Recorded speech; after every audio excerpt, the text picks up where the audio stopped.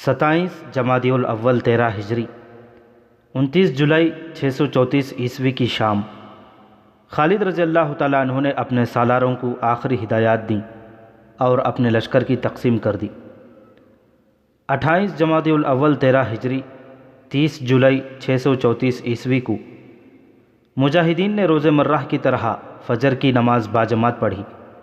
سب نے گڑ گڑا کر بڑے ہی جذباتی انداز میں دعائیں مانگیں۔ بہت سے ایسے تھے جن کی آنکھوں میں آنسو آ گئے۔ ان میں سے نہ جانے کس کس کی یہ آخری نماز تھی۔ نماز کے فوراً بعد انہیں اپنے اپنے دستوں کے ساتھ ان جگہوں پر چلے جانا تھا جو ان کے لیے گزشتہ رات مقرر کی گئی تھیں۔ سورج نکلنے سے پہلے پہلے خالد رضی اللہ تعالیٰ عنہ کا لشکر اپنی جگہوں پر پہنچ چکا تھا۔ رومیوں نے یہ سوچا تھا کہ وہ اپنی اتنی زیادہ تعداد کے بلبوتے پر اتنا پھیل جائیں گے کہ مسلمان اتنا پھیلیں تو ان کی صفوں میں شگاف پڑ جائیں، لیکن خالد رضی اللہ تعالیٰ عنہ نے تعداد کی قلت کے باوجود محاذ 5 میل لمبا بنا دیا۔ اس سے یہ خطرہ ختم ہو گیا کہ رومی پہلوؤں میں جا کر یا پہلوؤں سے عقب میں جا کر حملہ کریں گے۔ خالد رضی اللہ تعالیٰ عنہ نے دوسری دانشمندی یہ کی کہ اپنے لشکر کا منہ مغرب کی طرف رکھا تاکہ سورج ان کے پیچھے رہے اور رومیوں کے سامنے رہے، اور وہ آنکھوں میں سورج کی چمک پڑنے کی وجہ سے آنکھوں کو کھول نہ سکیں۔ حسب معمول خالد رضی اللہ تعالیٰ عنہ نے اپنی فوج کو 3 حصوں میں تقسیم کیا۔ ایک پہلو کے دستوں کے سالار سعید بن عامر تھے، دوسرے کے امیر المؤمنین حضرت ابوبکر صدیق رضی اللہ تعالیٰ عنہ کے بیٹے عبد الرحمن، اور قلب کی کمان معاذ بن جبل کے پاس تھی۔ خالد رضی اللہ تعالیٰ عنہ نے دونوں پہلوؤں کے دستوں کی حفاظت کا یا مشکل کے وقت ان کی مدد کو پہنچنے کا یہ انتظام کیا تھا کہ ان کے دستوں کے آگے ایک ایک دستہ کھڑا کر دیا تھا۔ 4000 نفری جس کے سالار یزید بن ابی سفیان تھے، خالد رضی اللہ تعالیٰ عنہ نے قلب کے عقب میں محفوظے کے طور پر رکھ لی۔ وہاں اس نفری کی موجودگی اس لیے بھی ضروری تھی کہ وہاں عورتیں اور بچے تھے۔ خالد رضی اللہ تعالیٰ عنہ نے سالاری کے رتبے کے افراد کو اپنے ساتھ رکھ لیا۔ مقصد یہ تھا کہ جہاں کہیں سالار کی ضرورت پڑے ان میں سے ایک کو وہاں بھیج دیا جائے۔ یہ چاروں بڑے قابل اور تجربے کار سالار تھے۔ یہ تھے حضرت عمر رضی اللہ تعالیٰ عنہ کے بیٹے عبداللہ، عمرو بن عاص، زرار بن ازور اور رافع بن امیرہ۔ سورج طلوع ہوا تو رومی سنتریوں نے اپنے سالاروں کو اطلاع دی کہ مسلمان جنگی ترتیب میں تیار ہو گئے ہیں۔ رومیوں کے اجتماع میں ہڑبونگ مچ گئی۔ ان کا یہ خدشہ بجا تھا کہ مسلمان حملہ کر دیں گے۔ رومی سالاروں نے بڑی تیزی سے اپنے لشکر کو تیار کیا اور مسلمانوں کے سامنے کھڑا کر دیا۔ دونوں فوجوں کے درمیان فاصلہ تقریباً 4 فرلانگ تھا۔ خالد رضی اللہ تعالیٰ عنہ نے اپنے محاذ کو کم و بیش 5 میل لمبا کر دیا تھا۔ رومی اپنے لشکر کو اس سے زیادہ پھیلا سکتے تھے، لیکن انہوں نے اپنے محاذ کی لمبائی تقریباً اتنی ہی رکھی جتنی خالد رضی اللہ تعالیٰ عنہ نے رکھی تھی۔ اس سے خالد رضی اللہ تعالیٰ عنہ کا یہ مسئلہ تو حل ہو گیا کہ رومی مسلمانوں کے پہلوؤں کے لیے خطرہ نہ بن سکے، لیکن رومی لشکر کی گہرائی زیادہ بلکہ بہت زیادہ تھی۔ دستوں کے پیچھے دستے اور ان کے پیچھے دستے تھے۔ مسلمانوں کے لیے ان کی صفیں توڑنا تقریباً ناممکن تھا۔ مورخ لکھتے ہیں کہ رومیوں کا لشکر جب اس ترتیب میں آیا تو دیکھنے والوں پر ہیبت طاری کرتا تھا۔ بہت سی صلیبیں جن میں کچھ بڑی اور کچھ ذرا چھوٹی تھیں اس لشکر میں اوپر کو ابھری ہوئی تھیں، اور کئی رنگوں کے جھنڈے اوپر کو اٹھے ہوئے لہرا رہے تھے۔ ان کے مقابلے میں مسلمانوں کی فوج نہایت معمولی اور بے رعب سے لگتی تھی۔ رومیوں کا سالار وردان اور سالار قبقولار اپنے لشکر کے قلب کے سامنے گھوڑوں پر سوار کھڑے تھے۔ ان کے ساتھ ان کے محافظوں کا ایک ایک دستہ تھا جو لباس وغیرہ سے بڑی شان والے لگتے تھے۔ رومیوں کی تعداد اور ان کی ظاہری جاہ و جلال کو دیکھ کر خالد رضی اللہ تعالیٰ عنہ نے محسوس کیا ہوگا کہ ان کے مجاہدین پر رومیوں کا ایسا اثر ہو سکتا ہے کہ ان کا جذبہ ذرا کمزور ہو جائے۔ شاید اسی لیے خالد رضی اللہ تعالیٰ عنہ نے اپنے گھوڑے کو ایڑ لگائی اور گھوڑے کا رخ اپنی فوج کے ایک سرے کی طرف کر دیا۔ یہ پہلا موقع تھا کہ انہوں نے اپنا محاذ اتنا زیادہ پھیلایا تھا۔ انہوں نے گھوڑا ایک پہلو کے دستے کے سامنے جا روکا۔ یاد رکھنا کہ تم اس اللہ کے نام پر لڑنے آئے ہو جس نے تمہیں زندگی عطا کی ہے۔ خالد رضی اللہ تعالیٰ عنہ نے ایک ہاتھ اور اس ہاتھ کی شہادت کی انگلی آسمان کی طرف کر کے انتہائی بلند آواز میں کہا، اللہ کسی اور طریقے سے بھی اپنی دی ہوئی زندگی تم سے واپس لے سکتا ہے۔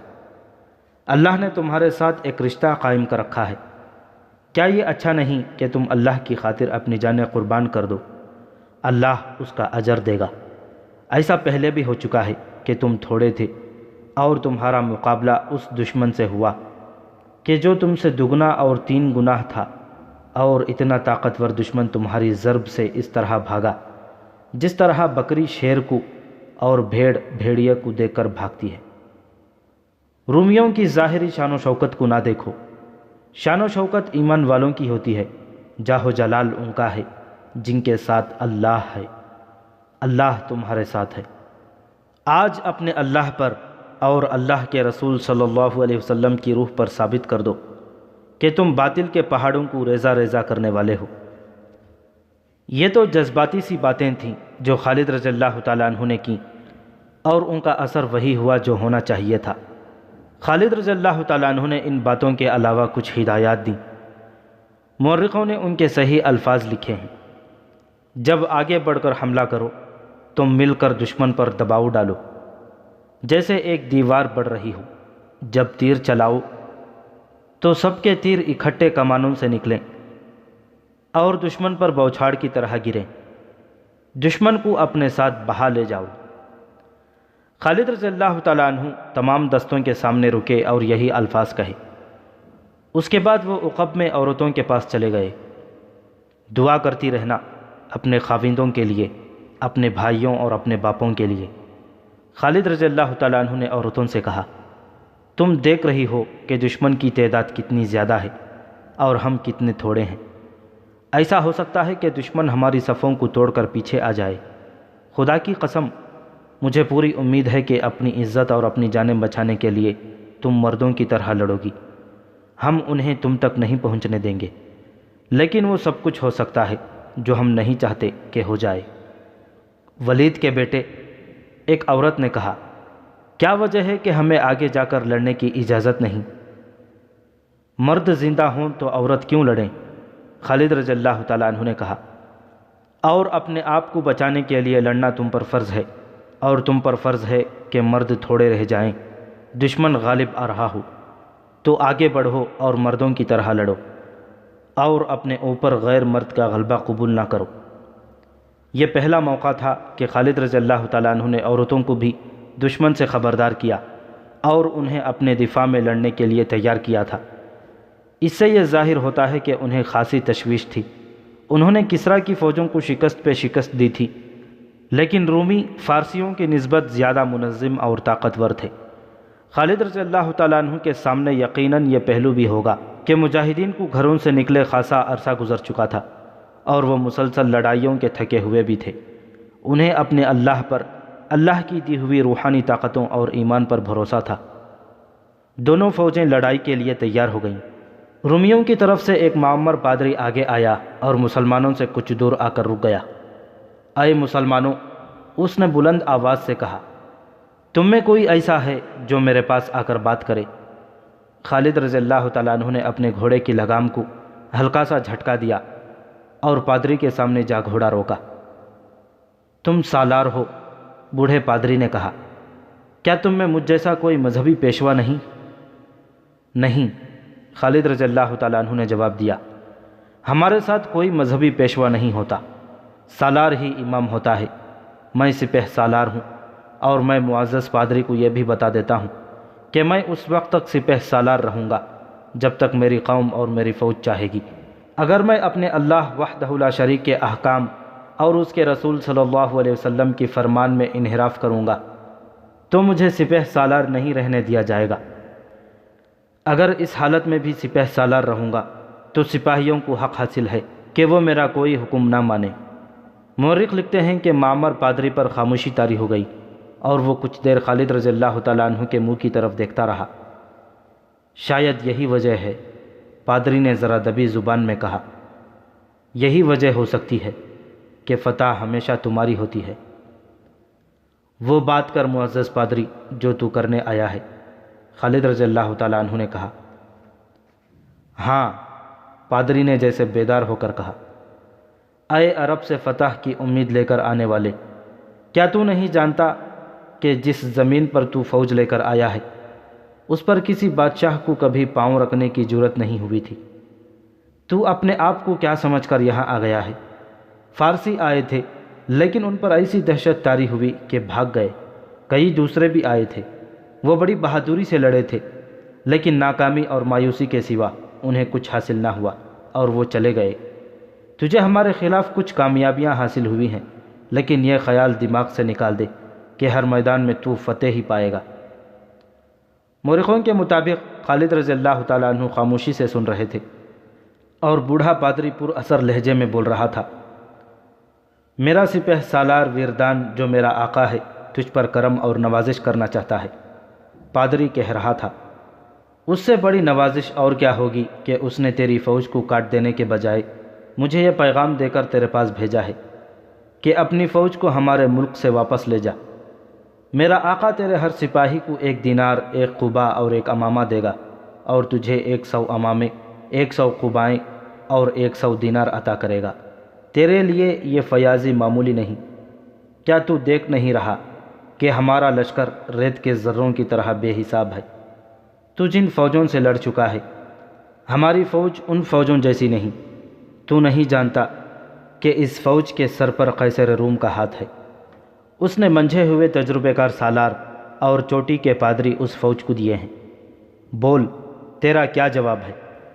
انعام چاہتا ہے یا اپنی اور اپنی فوج کی تباہی؟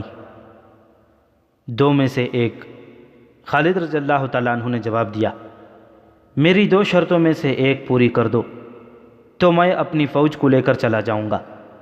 اپنے آقا سے کہو کہ اسلام قبول کر لو یا جزیہ ادا کرو، اگر نہیں تو ہماری تلواریں فیصلہ کریں گی۔ میں تیرے آقا کے کہنے پر واپس نہیں جاؤں گا۔ تیرے آقا نے جو دینار، قبائیں اور امامے پیش کیے ہیں وہ تو ہم سب وصول کر ہی لیں گے۔ ایک بار پھر سوچ لے عربی سالار۔ عرب کے سالار نے سوچ کر جواب دیا ہے۔ خالد رضی اللہ تعالیٰ عنہ نے کہا، جا اپنے آقا تک میرا جواب پہنچا دے۔ بوڑھے پادری نے رومی سپہ سالار ویردان کو خالد رضی اللہ تعالیٰ عنہ کا جواب سنایا۔ عرب کے ڈاکوؤں کی یہ جرأت! ویردان نے غصے سے پھٹتے ہوئے کہا، کیا وہ نہیں جانتے کہ میں ان سب کو ایک ہی حلے میں ختم کر سکتا ہوں؟ اس نے اپنی سپاہ کی طرف گھوڑا گھما کر حکم دیا، تیر انداز آگے آ جائیں اور ان بدبختوں کو فنا کرنے کے لیے تیار ہو جائیں۔ فلاخن بھی آگے لے آؤ۔ تیر انداز آگے آئے تو مسلمانوں کے قلب کے سالار معاذ بن جبل نے اپنے دستوں کو حملے کی تیاری کا حکم دیا۔ ٹھہر جا ابن جبل، خالد رضی اللہ تعالیٰ عنہ نے کہا، جب تک میں نہ کہوں حملہ نہ کرنا۔ سورج سر پر آ کر آگے جانے لگے گا تو ہم حملہ کریں گے۔ ابن ولید، معاذ بن جبل رضی اللہ تعالیٰ عنہ نے کہا، کیا تو دیکھ نہیں رہا کہ ان کی کمانیں ہم سے اچھی اور بڑی ہیں جو بہت دور تک تیر پھینک سکتی ہیں؟ وہ ہمارے تیر اندازوں کی ضد سے دور ہیں۔ میں ان تیر اندازوں پر حملہ کر کے انہیں بیکار کرنا چاہتا ہوں۔ ان کے فلاخن دیکھو، یہ پتھر برسائیں گے۔ رومی ترتیب میں کھڑے ہیں۔ خالد رضی اللہ تعالیٰ عنہ نے کہا، ہم نے حملے میں پہل کی تو ہمیں پسپا ہونا پڑے گا۔ ان کی ترتیب ذرا اکھڑنے دو، ان کا کوئی نہ کوئی کمزور پہلو ہمارے سامنے آ جائے گا۔ رومیوں نے کچھ دیر انتظار کیا، مسلمانوں نے کوئی حرکت نہ کی تو ویردان کے حکم پر اس کے تیر اندازوں نے تیروں کی بوچھاڑیں پھینکنی شروع کر دیں اور فلاخن سے وہ پتھر پھینکنے لگے۔ کئی مسلمان شہید اور زخمی ہو گئے۔ خالد رضی اللہ تعالیٰ عنہ نے یہ نقصان دیکھ کر بھی حملے کا حکم نہ دیا۔ رومی تیر اندازوں کو تیروں سے مؤثر جواب نہیں دیا جا سکتا تھا، کیونکہ مسلمانوں کی کمانیں نسبتاً چھوٹی ہونے کی وجہ سے دور تک تیر نہیں پھینک سکتی تھی۔ ادھر سے تیر اور پتھر آتے رہے۔ تب مسلمانوں میں ہیجان اور اضطراب نظر آنے لگا۔ وہ حملہ کرنا چاہتے تھے لیکن انہیں حکم نہیں مل رہا تھا۔ سالار زرار بن ازور رضی اللہ تعالیٰ عنہ دوڑے دوڑے خالد رضی اللہ تعالیٰ عنہ کے پاس گئے۔ ابن ولید، زرار نے خالد رضی اللہ تعالیٰ عنہ سے کہا، تو کیا سوچ رہا ہے؟ کیا تو دشمن کو یہ بتانا چاہتا ہے کہ ہم اس سے ڈر گئے ہیں؟ اگر اللہ ہمارے ساتھ ہے تو مت سوچ، حملے کا حکم دے۔ حضرت خالد کے ہونٹوں پر مسکراہٹ آ گئی۔ یہ اطمینان اور سکون کی مسکراہٹ تھی۔ ان کے سالار اور سپاہی پسپائی کے بجائے حملے کی اجازت مانگ رہے تھے۔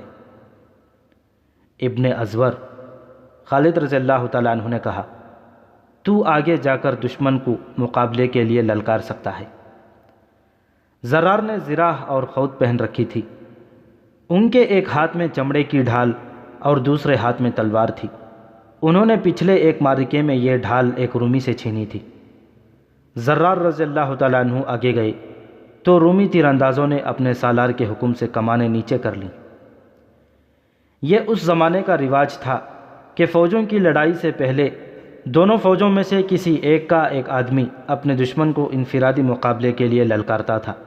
ادھر سے ایک آدمی آگے آتا اور دونوں زندگی اور موت کا معرکہ لڑتے تھے۔ اس کے بعد جنگ شروع ہوتی تھی۔ مقابلے کے لیے للکارنے والا اپنے دشمن کو توہین آمیز باتیں کرتا تھا۔ زرار بن ازبر رومیوں کے سامنے گئے اور انہیں للکارا، میں سفید چمڑی والوں کے لیے موت کا پیغام لایا ہوں۔ رومیوں، میں تمہارا قاتل ہوں۔ میں خدا کا قہر بن کر تم پر گروں گا۔ میرا نام زرار بن ازبر ہے۔ رومیوں کی طرف سے ایک آدمی کو زرار کے مقابلے کے لیے آنا تھا، لیکن 4-5 رومی سوار آگے آ گئے۔ زرار نے پہلے اپنی خود اتاری، پھر زرہ اتاری، پھر قمیض بھی اتار دی اور کمر بند تک برہنہ ہو گئے۔ تب ان رومیوں نے انہیں پہچانا جو بصرہ میں انہیں اس حالت میں لڑتے دیکھ چکے تھے، اور وہ یہ بھی دیکھ چکے تھے کہ اس شخص میں جنات جیسی پھرتی اور طاقت ہے۔ حقیقت بھی یہی تھی۔ زرار ایک سے زیادہ آدمیوں کا مقابلہ کرنے کی خصوصی مہارت رکھتے تھے۔ زرار کے مقابلے میں جو رومی آئے تھے ان میں 2 سالار بھی تھے، ایک تبریا کا اور دوسرا عمان کا حاکم یا امیر تھا۔ باقی بھی کوئی عام سپاہی نہیں تھے، وہ کمانڈروں کے رتبے کے تھے۔ انہوں نے زرار کو گھیرے میں لینے کے لیے گھوڑوں کے رخ موڑے۔ زرار نے اچانک گھوڑے کو ایڑ لگائی، اور جب وہ عمان کے حاکم کے قریب سے گزر گئے تو یہ سالار اپنے گھوڑے کے پیٹھ پر ہی دوہرا ہو گیا، پھر گھوڑے سے لڑک کر نیچے جا پڑا۔ زرار کی تلوار اس کے پہلو سے اس کے جسم میں گہری اتر گئی تھی۔ حیران کن پھرتی سے زرار کا گھوڑا مڑا اور ایک اور رومی ان کی تلوار سے کٹ کر گرا۔ زرار ایسی چال چلتے اور ایسا پینترا بدلتے تھے کہ رومی سواروں کے 2-3 گھوڑے آپس میں ٹکرا جاتے یا ایک دوسرے کے آگے آ جاتے تھے۔ اس موقع سے فائدہ اٹھا کر زرار ان میں سے ایک کو تلوار سے کاٹ جاتے تھے۔ کوئی رومی سوار گرتا تھا تو مسلمان بڑے جوش سے نعرے لگاتے تھے۔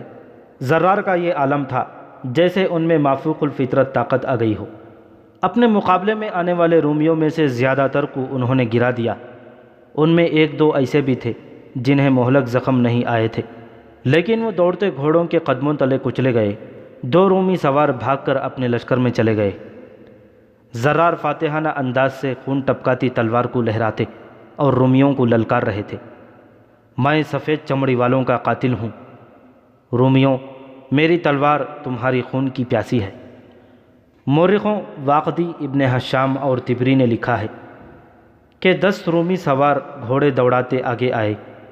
یہ سب سالاری سے ذرا نیچے کے عہدوں کے رومی تھے۔ خالد رضی اللہ تعالیٰ عنہ نے جب 10 سواروں کو آگے آتے دیکھا تو اپنے محافظ دستے میں سے انہوں نے 10 سوار منتخب کیے اور انہیں آگے لے گئے۔ رومی سوار زرار کی طرف آ رہے تھے۔ خالد رضی اللہ تعالیٰ عنہ نے نعرہ لگایا، خدا کی قسم، زرار کو اکیلا نہیں چھوڑوں گا۔ اس کے ساتھ انہوں نے اپنے 10 سواروں کو اشارہ کر کے گھوڑے کو ایڑ لگائی۔ 10 سوار ان کے ساتھ گئے۔ رومی سواروں کی نظریں زرار پر لگی ہوئی تھیں۔ خالد رضی اللہ تعالیٰ عنہ اور ان کے سوار رومی سواروں پر جا جھپٹے۔ زرار کی تلوار بھی حرکت میں آ گئی۔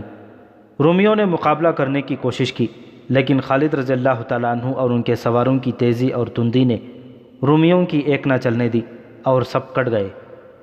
رومی سالاروں نے اسے اپنی بے عزتی سمجھا اور مزید آدمیوں کو انفرادی مقابلوں کے لیے آگے بھیجنے لگے۔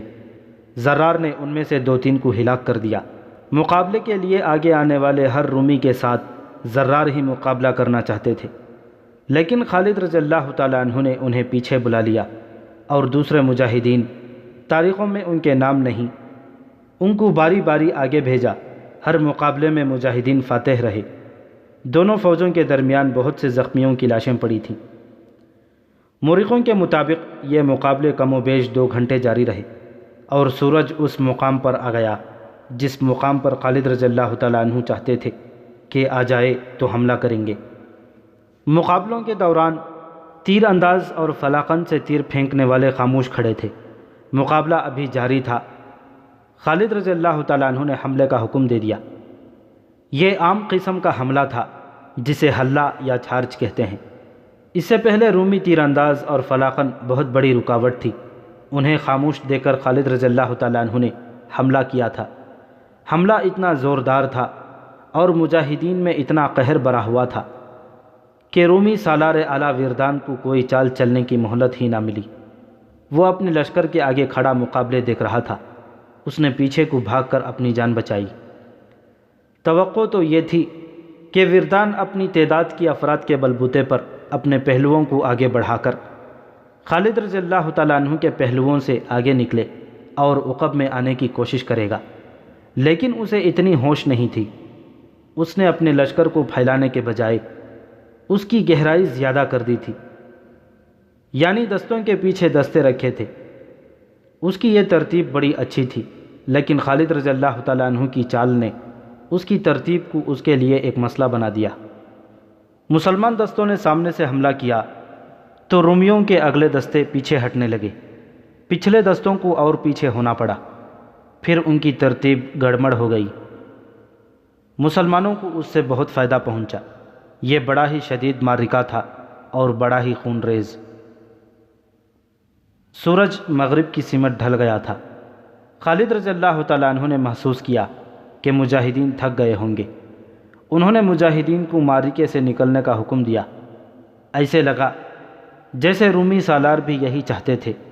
انہوں نے اپنے دستوں کو پیچھے ہٹانا بہتر سمجھا۔ پھر جب دونوں فوجیں پیچھے ہٹیں تو پتہ چلا کہ رومی ہزاروں کی تعداد میں مارے گئے ہیں اور زخمیوں کی تعداد بے شمار ہے۔ ان کے مقابلے میں مسلمانوں کا نقصان بہت ہی تھوڑا تھا۔ سورج غروب ہونے کو تھا، اس لیے دونوں میں سے کوئی بھی فوج حملہ نہیں کر سکتی تھی۔ اس طرح پہلے روز کی جنگ ختم ہو گئی۔ رات کو دونوں فوجوں کے سالاروں نے اپنے اپنے نائب سالاروں وغیرہ کو بلایا اور اپنے اپنے نقصان کا جائزہ لینے لگے اور اگلی کارروائی کے متعلق سوچنے لگے۔ رومیوں کے سالار اعلیٰ وردان کی کانفرنس میں گرما گرمی زیادہ تھی۔ وردان نے صاف کہہ دیا تھا کہ جنگ کی یہی صورتحال رہی جو آج ہو گئی تھی، تو نتیجہ ظاہر ہے کیا ہوگا، اور اس نتیجے کا نتیجہ کیا ہوگا؟ کیا میں نے پہلے ہی نہیں کہہ دیا تھا؟ وردان کے سالار قب قلار نے کہا، میں اب بھی کہتا ہوں کہ اور زیادہ سوچو اور وجہ معلوم کرو کہ ہر میدان میں فتح مسلمانوں کی ہی کیوں ہوتی ہے، اور وہی خوبی ہماری فوج میں کیوں پیدا نہیں ہو سکتی؟ آج کی لڑائی دیکھ کر مجھے اپنی فتح مشکوک نظر آنے لگی ہے۔ کیا تو یہ کہنا چاہتا ہے کہ ہم میدان چھوڑ کر بھاگ جائیں؟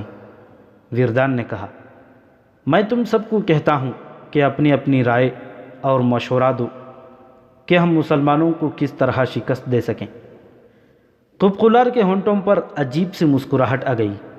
اس نے کچھ بھی نہ کہا اور دوسرے سالار اپنی آراء اور مشورے دینے لگے۔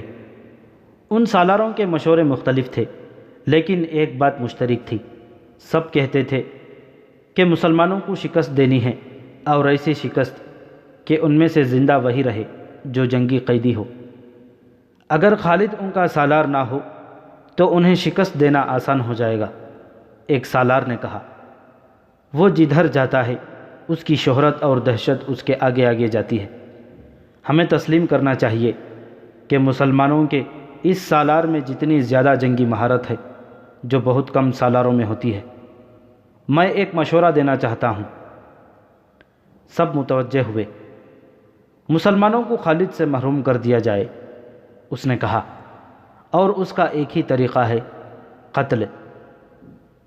کل کی لڑائی میں اسے قتل کرنے کی کوشش کی جائے گی۔ وردان نے کہا، یہ مشورہ کوئی مشورہ نہیں۔ لڑائی میں ابھی تک اسے کوئی قتل نہیں کر سکا۔ مشورہ دینے والے سالار نے کہا، میری تجویز یہ ہے کہ ہماری طرف سے ایک ایلچی خالد رضی اللہ تعالیٰ عنہ کے پاس جائے اور کہے کہ ہم مزید خون خرابہ روکنا چاہتے ہیں، ہمارے پاس آؤ اور ہمارے ساتھ بات چیت طے کر لو۔ وہ جب ہمارے سالار اعلیٰ وردان سے ملنے آ رہا ہو تو کم از کم 10 آدمی راستے میں گھات میں بیٹھے ہوئے ہوں، وہ خالد کو اس طرح قتل کریں کہ اس کے جسم کی بوٹی بوٹی کر دیں۔ بہت اچھی تجویز ہے، وردان نے کہا، میں ابھی اس کا بندوبست کرتا ہوں، داؤد کو بلاؤ۔ تھوڑی ہی دیر بعد ایک عیسائی جس کا نام تاریخوں میں داؤد لکھا ہے وردان کے سامنے کھڑا تھا۔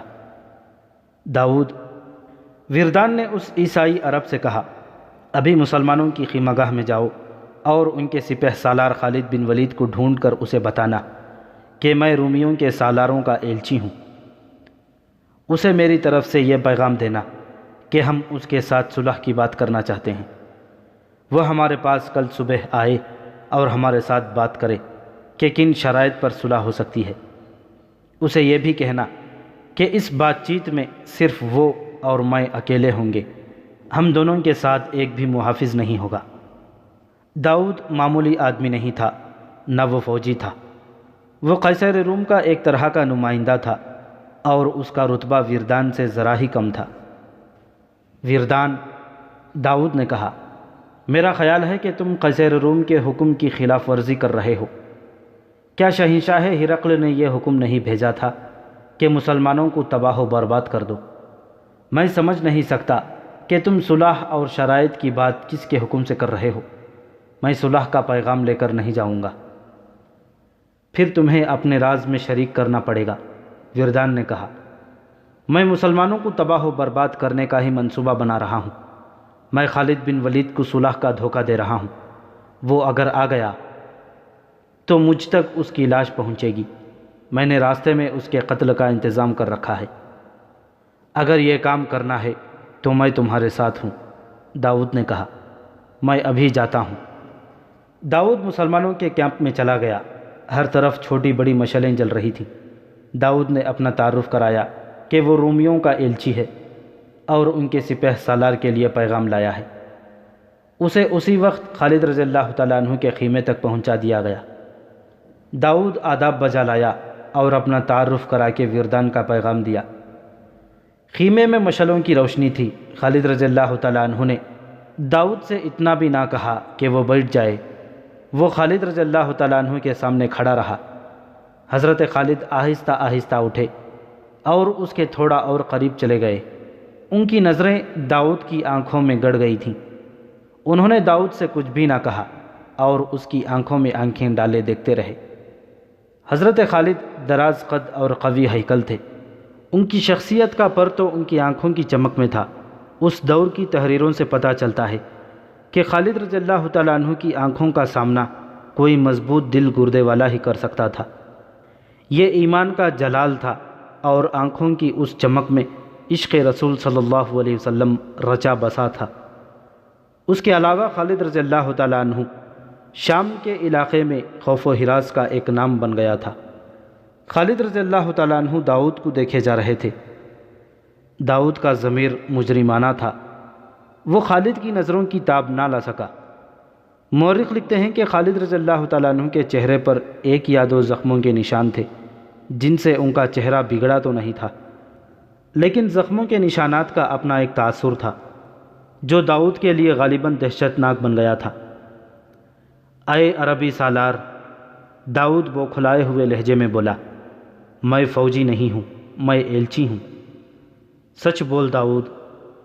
حضرت خالد نے اس کے اور قریب آ کر کہا، تو ایک جھوٹ بول چکا ہے، اب سچ بول اور اپنی جان سلامت لے جا۔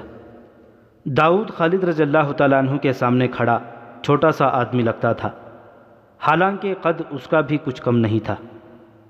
اے عربی سالار، داؤد نے اپنے جھوٹ کو دہرایا، میں صلح کا پیغام لے کر آیا ہوں اور اس میں کوئی دھوکہ نہیں۔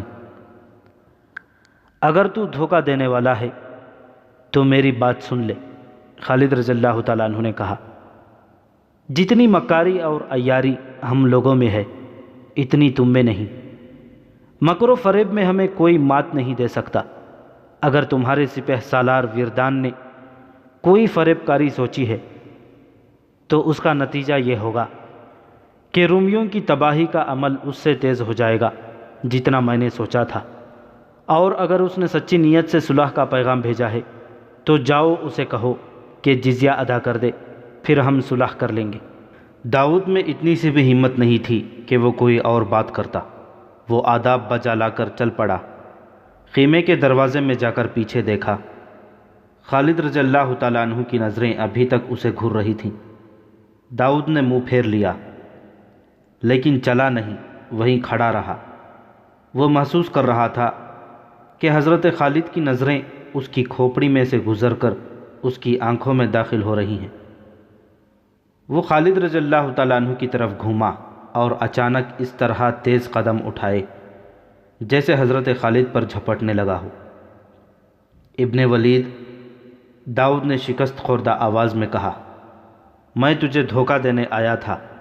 اس نے وردان کی سازش پوری کی پوری بیان کر دی اور یہ بھی بتا دیا کہ کل صبح وردان کے 10 آدمی کس جگہ گھات میں ہوں گے۔ کیا تو بتا سکتا ہے؟ خالد رضی اللہ تعالیٰ عنہ نے داؤد سے پوچھا کہ تو جاتے جاتے رک کیوں گیا اور تو نے سچ کیوں بولا؟ سچ کا صلہ لینے کے لیے، داؤد نے کہا۔ مجھے نقد انعام کی ضرورت نہیں۔ جس فوج کے سالار کی نظریں انسانوں کے جسموں میں برچھی کی طرح اتر جانے والی ہوں، اس فوج کو کوئی طاقت شکست نہیں دے سکتی۔ اے عربی سالار، میرا تجربہ اور میری عقل بتاتی ہے کہ فتح تیری ہوگی۔ میں صرف اتنا صلہ مانگتا ہوں کہ جب تو ہماری بستیوں پر قبضہ کر لے تو میرے خاندان پر رحم کرنا اور ان کی عزت کا اور ان کی جان و مال کا خیال رکھنا۔ اس نے بتایا کہ اس کا خاندان کون سی بستی میں رہتا ہے۔ خالد رضی اللہ تعالیٰ عنہ نے داؤد کو رخصت کر دیا۔ داؤد نے واپس جا کر وردان کو بتایا کہ وہ خالد کو پیغام دے آیا ہے اور خالد مقررہ وقت پر اکیلے آئیں گے۔ داؤد نے حضرت خالد کی شخصیت سے ایسا تاثر لیا تھا کہ اس نے اپنے آپ کو یقین دلا دیا تھا کہ رومی ہاریں گے اور فتح مسلمانوں کی ہوگی۔ اس نے اپنی فوج کے سالار اعلیٰ سے جھوٹ بولا کہ خالد مقررہ وقت پر آ جائیں گے۔ صبح طلوع ہوئی، ابو عبیدہ رضی اللہ تعالیٰ عنہ خالد رضی اللہ تعالیٰ عنہ کے پاس آئے۔ حضرت خالد نے انہیں رومی سالار وردان کی سازش سنائی۔ وہ 10 رومی مجھے قتل کرنے کے لیے گھات میں پہنچ چکے ہوں گے۔ خالد رضی اللہ تعالیٰ عنہ نے کہا، میں چاہتا ہوں کہ اکیلا جا کر 10 رومیوں کو ختم کر دوں، بڑا اچھا شکار ہے۔ نہیں ابن ولید، حضرت ابو عبیدہ نے کہا، یہ تیرا کام نہیں۔ 10 آدمیوں کے مقابلے میں تو قتل یا زخمی ہو سکتا ہے۔ تو بڑا قیمتی آدمی ہے، یوں کر 10 آدمی ایسے چن لے جو بہت ہی بہادر ہوں، انہیں وہ جگہ بتا کر بھیج دے۔ خالد رضی اللہ تعالیٰ عنہ نے 10 مجاہدین منتخب کیے اور انہیں بتایا کہ کہاں جانا ہے اور کیا کرنا ہے۔ ان میں زرار بن ازور بھی تھے۔ انہیں ان 10 آدمیوں کا کمانڈر مقرر کیا گیا۔ مشہور مورخ واقدی نے یہ واقعہ ذرا مختلف بیان کیا ہے۔ وہ لکھتا ہے کہ طے یہ پایا تھا کہ حضرت خالد اور وردان کی ملاقات ہوگی۔ وردان خالد رضی اللہ تعالیٰ عنہ کو دبوچ لے گا اور اس کی پکار پر اس کے 10 رومی گھات سے نکل کر خالد رضی اللہ تعالیٰ عنہ کو قتل کر دیں گے۔ 3 اور مورخوں نے بھی یہ واقعہ اسی طرح بیان کیا ہے۔ وردان نے اپنے 10 آدمی رات کے آخر پہر کی تاریکی میں گھات لگانے کے لیے بھیج دیے تھے۔ حضرت خالد نے اپنے 10 آدمی اسی وقت کے لگ بھگ بھیج دیے تھے۔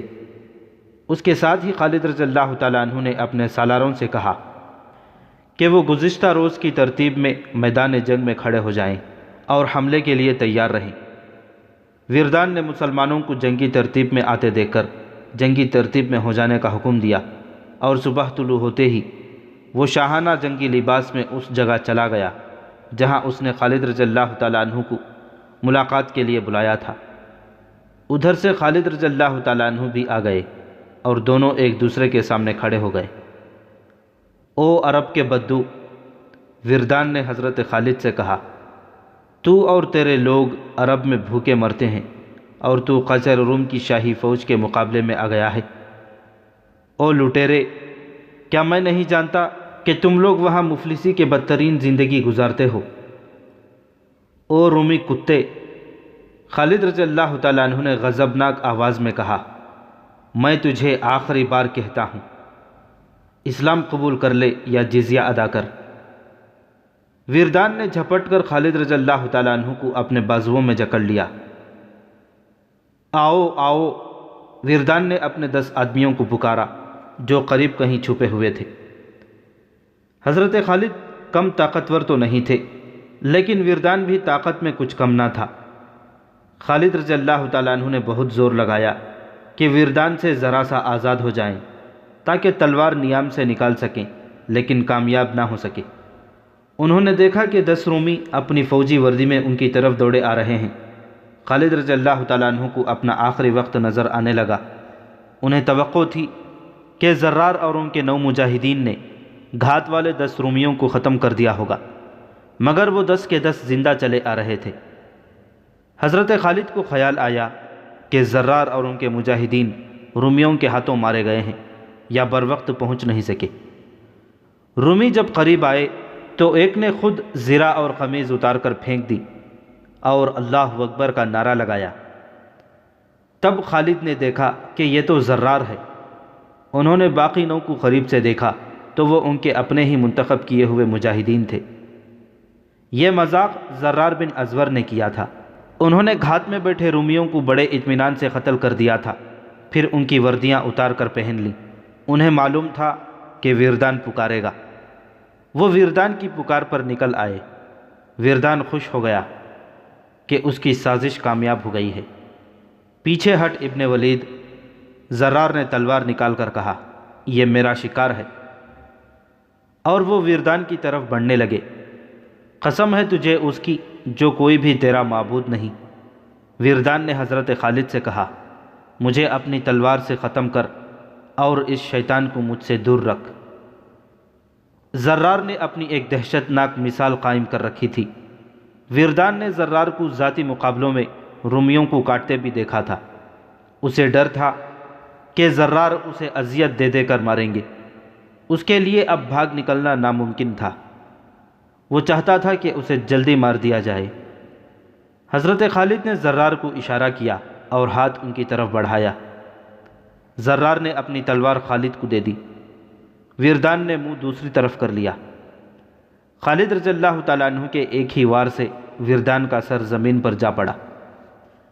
خالد رضی اللہ تعالیٰ عنہ وہاں رکے نہیں، فوراً اپنی فوج تک پہنچے اور حملے کا حکم دے دیا۔ یہ حملہ بھی گزشتہ روز کی مانند تھا۔ خالد رضی اللہ تعالیٰ عنہ نے قلب اور دونوں پہلوؤں کے دستوں کو ایک ہی بار حلہ بولنے کا حکم دیا۔ انہوں نے 4000 مجاہدین کا محفوظہ، جس کے سالار یزید بن ابی سفیان تھے، پیچھے رکھا۔ مسلمان حملہ کرتے اور پیچھے ہٹ آتے تھے اور پھر حملہ کرتے تھے۔ رومی تعداد میں بہت زیادہ تھے، لیکن ان کا سالار اعلیٰ ان میں نہیں تھا۔ اس کی جگہ ان کا سالار قبقلار کمان کر رہا تھا۔ رومی جم کر مقابلہ کر رہے تھے، لیکن مسلمانوں کے حملے غضبناک تھے۔ ان کے سالار سپاہیوں کی طرح لڑ رہے تھے۔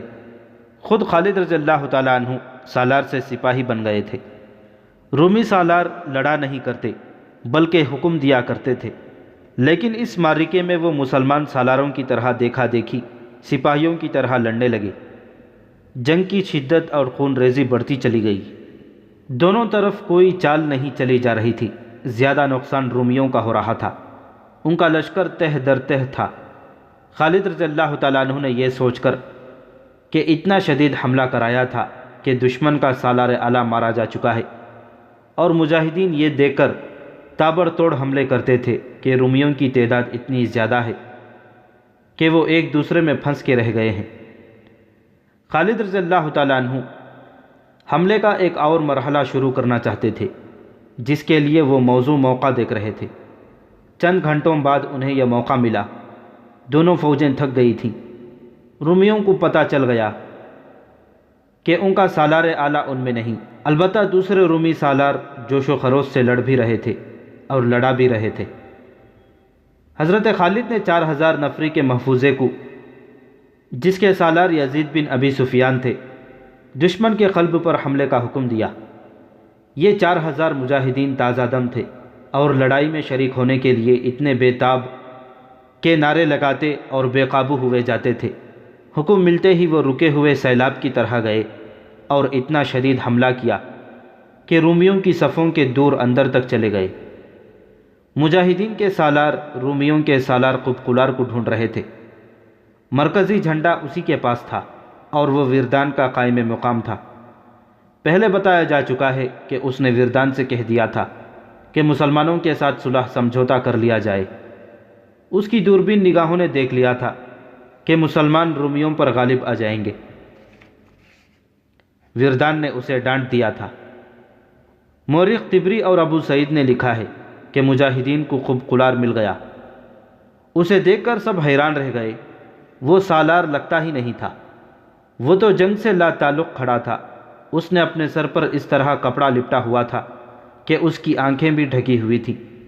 اس کے محافظوں نے بے دلی سے مقابلہ کیا، شاید اس لیے کہ وہ اپنے سپہ سالار کو نیم مردہ سمجھ رہے تھے۔ انہی سے پتہ چلا تھا کہ یہ ہے قبقلار۔ مجاہدین نے اسے اسی حالت میں قتل کر دیا۔ بعض مورخوں نے خیال ظاہر کیا ہے کہ قبقلار نے اپنی آنکھوں پر اس لیے کپڑا ڈال رکھا تھا کہ وہ اپنے لشکر کا قتل عام نہیں دیکھ سکتا تھا۔ اس کی قوت برداشت جواب دے گئی تھی۔ رومیوں کا مرکزی پرچم گر پڑا۔ مجاہدین اب یہ نعرے لگا رہے تھے، خدا کی قسم ہم نے رومیوں کے دونوں سپہ سالاروں کو قتل کر دیا ہے۔ رومیوں تمہارا پرچم کہاں ہے؟ شہنشاہ ہرقل کو بلاؤ۔ رومیوں تمہاری صلیبیں اور جھنڈے کہاں ہیں؟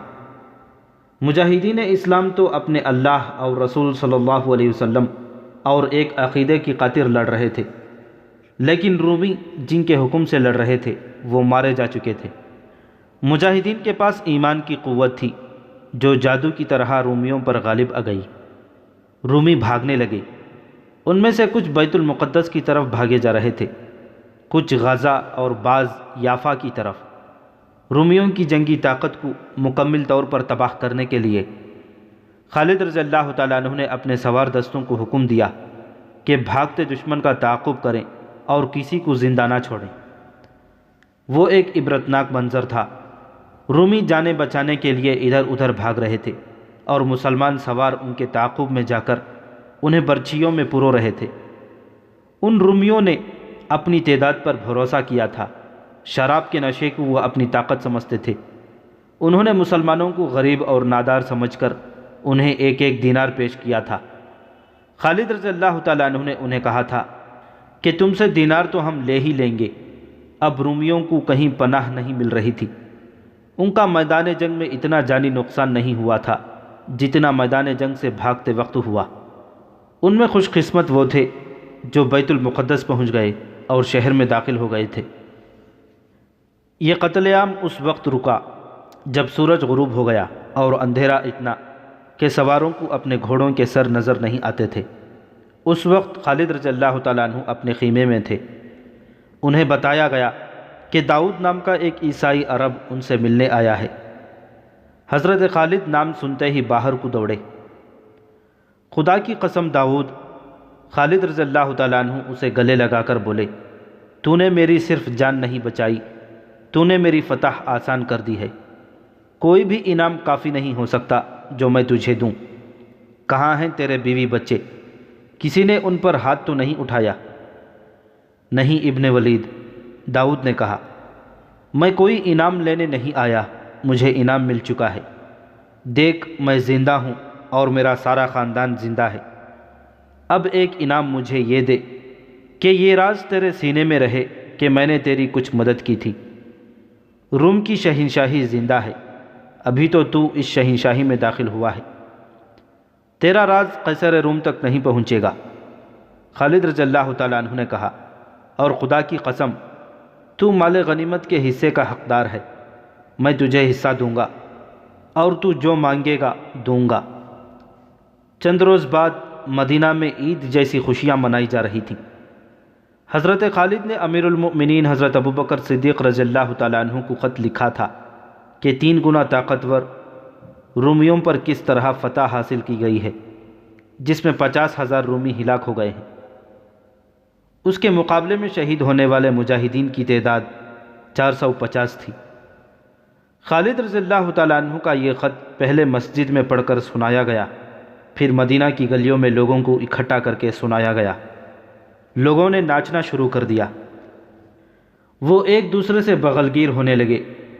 مدینہ فتح اور مسرت کی نعروں سے گونجنے لگا۔ خالد رضی اللہ تعالیٰ عنہ نے امیر المؤمنین کو یہ بھی لکھا تھا کہ اب وہ دمشق کو محاصرے میں لیں گے، جو شام کا یعنی روم کی شہنشاہی کا بڑا ہی اہم شہر تھا۔ روم کی شہنشاہی بہت ہی وسیع تھی۔ جب مدینہ اور گرد و نواح کے لوگوں کو یہ خبر ملی کہ حضرت خالد رومیوں پر ایک فتح حاصل کر کے دمشق کی طرف بڑھ رہے ہیں، تو کئی مسلمان خالد رضی اللہ تعالیٰ عنہ کی فوج میں شامل ہونے کے لیے تیار ہو گئے۔ ان میں ابو سفیان بھی تھے، جو مشہور شخصیت تھے۔ وہ اپنی بیوی ہند کے ساتھ روانہ ہو گئے۔ 1439 سال پہلے ماہ اگست کے ایک روز، جب مدینہ میں مسلمان اجنادین کی فتح پر خوشیاں منا رہے تھے، مدینہ سے دور، بہت ہی دور، شمال میں روم کی شہنشاہی کے ایک اہم شہر حمص پر مایوسی اور ماتم کی سیاہ کالی گھٹا چھا گئی تھی۔ رومیوں کے شہنشاہ ہرقل کے محل میں قہر اور غضب کی آوازیں گرج رہی تھیں۔ بصرہ کی شکست کی خبر لے جانے والا قاصد اگر وہاں سے کھسک نہ آتا تو ہرقل غصے میں اس کا سر کاٹ دیتا۔ ہمارے سپہ سالار وردان کو کیا ہو گیا تھا؟ شہنشاہ ہرقل نے غضبناک آواز میں پوچھا۔ مارا گیا ہے، اسے کانپتی ہوئی آواز میں جواب ملا۔ اور وہ قبقلار، وہ کہتا ہے کہ میری تلوار کی ہوا سے ہی دشمن کٹ جاتا ہے، وہ بھی مارا گیا ہے۔ اور فاموس، وہ لڑائی سے پہلے ذاتی مقابلے میں مارا گیا تھا۔ شہنشاہ ہرقل نے ان تمام سالاروں کے نام لیے جو اجنادین کی لڑائی میں شامل تھے اور جن کی بہادری اور جنگ کی قیادت پر اسے بھروسہ تھا۔ اسے یہی جواب ملا کہ مارا گیا ہے یا زخمی ہو گیا ہے۔ وہ سب ہلاک یا زخمی نہیں ہوئے تھے، ان میں سے بعض بھاگ گئے تھے۔ اور اب مسلمان دمشق کی طرف بڑھے آ رہے ہیں۔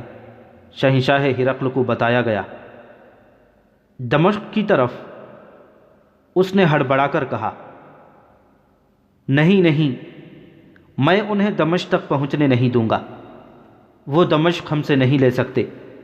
وہاں میرا شیر موجود ہے، توما۔ دمشق کا سالار توما ہے۔ ہرقل تیز تیز قدم اٹھاتا اپنے شاہانہ کمرے میں چل رہا تھا اور اپنی ایک ہتھیلی پر دوسرے ہاتھ کے مکے مارا جا رہا تھا۔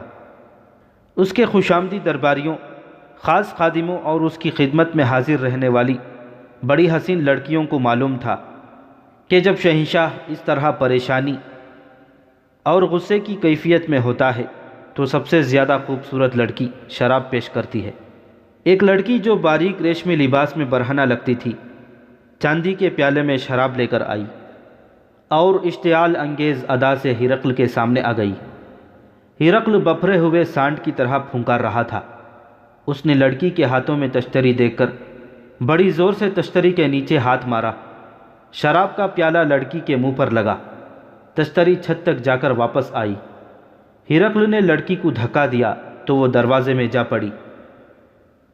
شراب شراب شراب، ہرقل نے غصے سے کہا، تم نے شراب اور حسین لڑکیوں سے دل بہلانے اور بدمست رہنے والوں کا انجام دیکھا نہیں؟ تم دیکھ نہیں رہے وہ سلطنت روم کو ذلت اور رسوائی میں پھینک رہے ہیں، اور جنہوں نے ہمیں شکست دی ہے انہوں نے اپنے اوپر شراب حرام کر رکھی ہے۔ اس نے حکم دیا، گھوڑا تیار کرو، میں انطاکیہ جا رہا ہوں، اور میں اس وقت وہاں سے واپس آؤں گا جب میں آخری مسلمان کی بھی لاش دیکھ لوں گا۔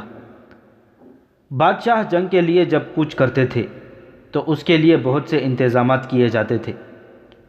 محافظ دستہ اور بادشاہ کی من پسند عورتیں ساتھ جاتی تھیں۔ ایسے انتظامات ہر وقت تیار رہتے تھے، مگر اب کہ ہرقل تو جیسے اڑ کر انطاکیہ پہنچنے کی کوشش میں تھا، اس کے کوچ کے انتظامات کرنے والوں پر قیامت ٹوٹ پڑی اور وہ انتظامات میں مصروف ہو گئے۔